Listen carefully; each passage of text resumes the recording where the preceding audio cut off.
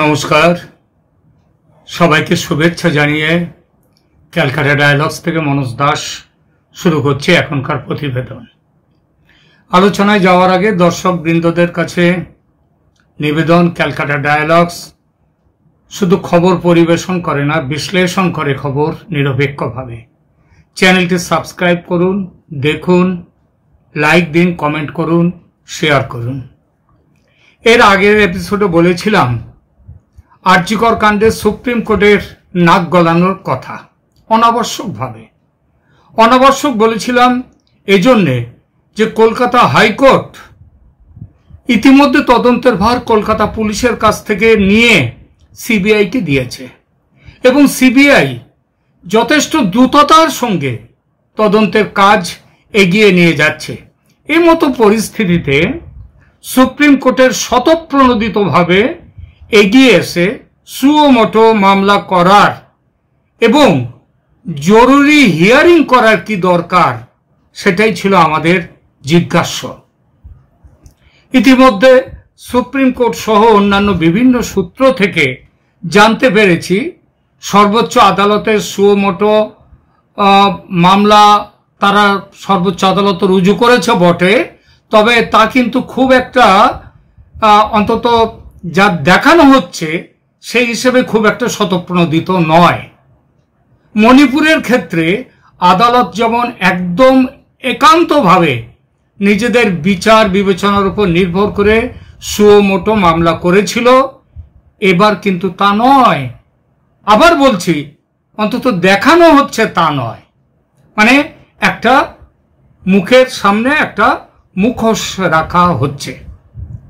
এখানে এই মামলা করতে আদালতের এগিয়ে আসার পেছনে দেখানো হচ্ছে তিনটি চিঠি। এই তিনটি চিঠি পেয়েছিলেন মাননীয় প্রধান বিচারপতি চন্দ্রচূড় সাহেব, আর এই চিঠিগুলোই নাকি আদালতের এই মামলায় এগিয়ে আসার কারণ, এটা বলা হচ্ছে। তিনটি চিঠির দুটি দিয়েছেন সুপ্রিম কোর্টের দুজন আইনজীবী। একজনের নাম রোহিত পান্ডে, অপরজন উজ্জ্বল গৌর। একেবারে সাধারণ আইনজীবী নন রোহিত পান্ডে, তিনি সুপ্রিম কোর্ট বার অ্যাসোসিয়েশনের সম্পাদক হয়েছেন এই গত বছর 2023 সালে। আর অপরজন উজ্জ্বল গৌর, তিনিও বার অ্যাসোসিয়েশনের এক্সিকিউটিভ কমিটি মেম্বার। তৃতীয় চিঠি যিনি পাঠিয়েছেন তিনি অবশ্য আইনজীবী নন, সেকেন্দ্রাবাদের আর্মি কলেজ অফ ডেন্টাল সায়েন্সের একজন ডেন্টাল সার্জন, নাম ডাক্তার মনিকা সিং।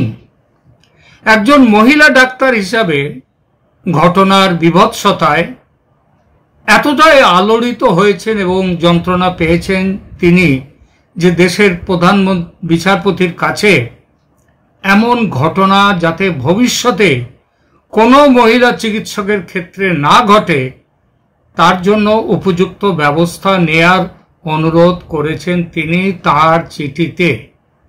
বোঝা যায় তিনি রাজনীতির প্যাঁচ পয়জার না জেনে ও না বুঝে, দেশের আইন কিভাবে হয়, আইন কিভাবে পালিত হয় সেগুলো না জেনে একজন যন্ত্রণাবিদ্ধ মহিলা হয়ে চিঠি লিখেছেন দেশের প্রধান বিচারপতিকে। তিনি লিখেছেন, দাবি করেছেন এই চিঠিতে এ ব্যাপারে যেন দেশের প্রধান বিচারপতি কঠোর আইন প্রণয়ন করার ব্যবস্থা করেন। বোঝাই যায় তিনি এটা জানেন না যে আইন তৈরি করার অধিকার সুপ্রিম কোর্টের থাকে না, সে অধিকার থাকে দেশের পার্লামেন্টের।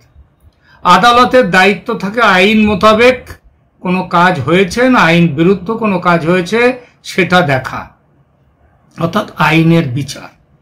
কিন্তু তার কথা ছেড়ে দিলাম, এটা পরিষ্কার বোঝাই যাচ্ছে যে তিনি আবেগ তাড়িত এবং যন্ত্রণাবিদ্ধ হয়ে চিঠি লিখেছেন দেশের প্রধান বিচারপতির কাছে, সুবিচার যাতে চলে তার জন্য। কিন্তু সুপ্রিম কোর্টের যে দুই আইনজীবী চিঠি পাঠিয়েছেন চিফ জাস্টিসকে, তারা তো জানেন আইনের বিষয়। তারা কেন চিফ জাস্টিস মশাইকে এমন চিঠি দিতে গেলেন?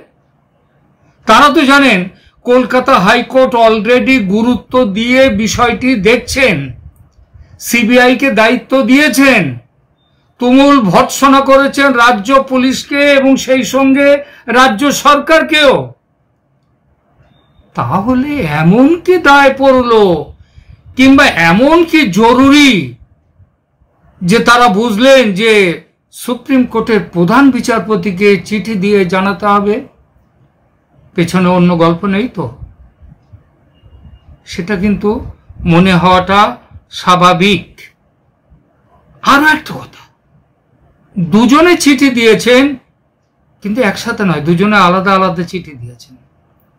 তারা দুজনেই সুপ্রিম কোর্টে প্র্যাকটিস করেন, সুপ্রিম কোর্টের বার অ্যাসোসিয়েশনের একজন সম্পাদক, একজন এক্সিকিউটিভ মেম্বার, কিন্তু তারা চিঠি দিয়েছেন আলাদা আলাদা ভাবে। কেন? এবার এই জিনিসটি, এই বিষয়টি একটু দেখব। যতদূর জানতে পারছি, দুটি চিঠিতে চিফ জাস্টিসকে তারা অনুরোধ করেছেন বিষয়টির গুরুত্ব, ঘটনার ভয়াবহতা দেখে আদালত যেন সুও মোটো মামলা রুজু করে। প্রশ্ন ওঠে যে এতটা গুরুত্বপূর্ণ বিষয় যখন তারা বুঝেছেন, তখন নিজেরাই তো পিটিশন দাখিল করে জনস্বার্থ মামলা করতে পারতেন। জনস্বার্থ মামলা রুজু করতে পারলেন না কেন তারা? কারণ সেখানে একটা সমস্যা ছিল। যেহেতু একই বিষয়ে মামলা কলকাতা হাইকোর্টে চলছে, লম্বিত আছে সেখানে, সুতরাং সুপ্রিম কোর্টকে বলতেই হতো ওই মামলা যদি রুজু হয় যে তাহলে আগে কলকাতা হাইকোর্ট রায় দিক, তারপর সেই রায় সন্তুষ্ট না হলে তখন এসো সুপ্রিম কোর্টে। সেটা হলে অবশ্য যে খবরদারি সুপ্রিম আদালত এখন করতে চাইছে সেটা করা যেত না। সুতরাং আমরা জানলাম তিনটি চিঠি পেয়ে সুও মোটো মামলা করার সিদ্ধান্ত নিয়েছে মহামান্য সুপ্রিম কোর্ট। সেটা নাকি স্বেচ্ছায় নয়, মানুষের দাবি। তো ওই তিনজনের চিঠি।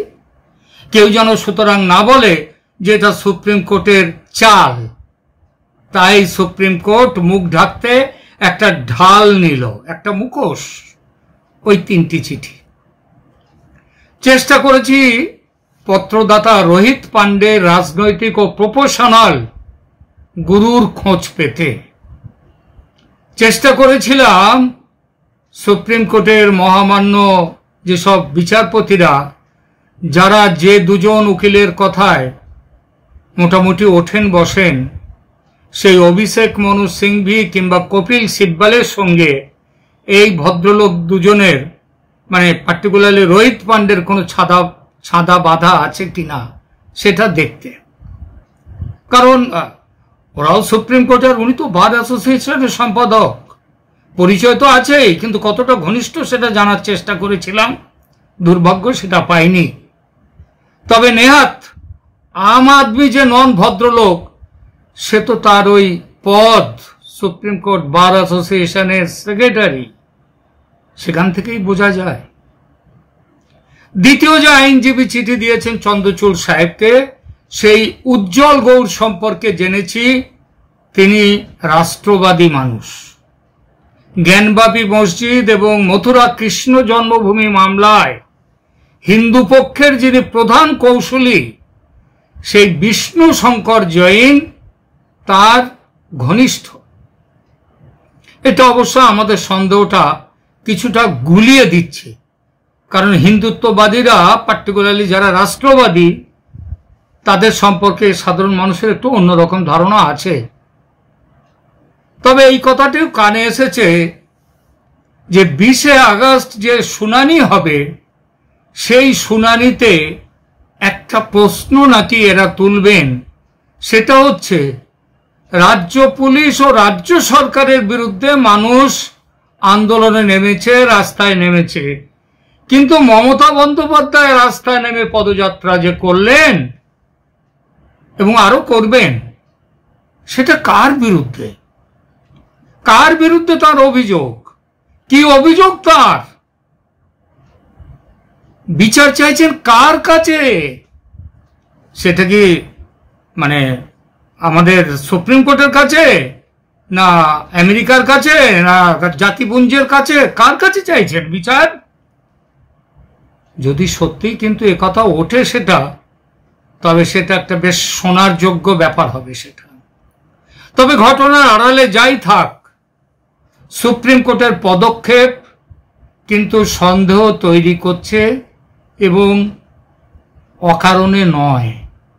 বিশেষ করে ইন্ডিয়ান মেডিকেল অ্যাসোসিয়েশনের দাবি দাওয়াকে যথেষ্ট গুরুত্ব দিয়ে কেন্দ্রীয় সরকার, কেন্দ্রীয় স্বাস্থ্যমন্ত্রী যখন ইতিমধ্যেই বিভিন্ন রাজ্যকে বিভিন্ন রকমের আদেশ জারি করেছেন, তখন সুপ্রিম কোর্ট নতুন করে কি বলে একটু তো অপেক্ষা করলে পারত। এত মাথায় তাদের সুপ্রিম কোর্টের মাথার উপরে যেন আগুন জ্বলে গেল কেন? এইটাই আমাদের কিন্তু অবাক করছে, বিশেষ করে যখন এখনো গতকালও বলেছিলাম কামদুনির মামলা সুপ্রিম কোর্টে লম্বিত আছে এখনো। সুতরাং সুপ্রিম কোর্টের মতিগতি দেখে কি হয়, তারপর বাংলার এবং দেশের মানুষ ঠিক করবে আগামী দিনে কি করবে তারা। ক্যালকাটা ডায়ালগস ঘটনার দিকে সতর্ক নজর রাখছে। আপনারা নজর রাখুন আমাদের চ্যানেলে। ভালো থাকবেন সবাই, ধন্যবাদ।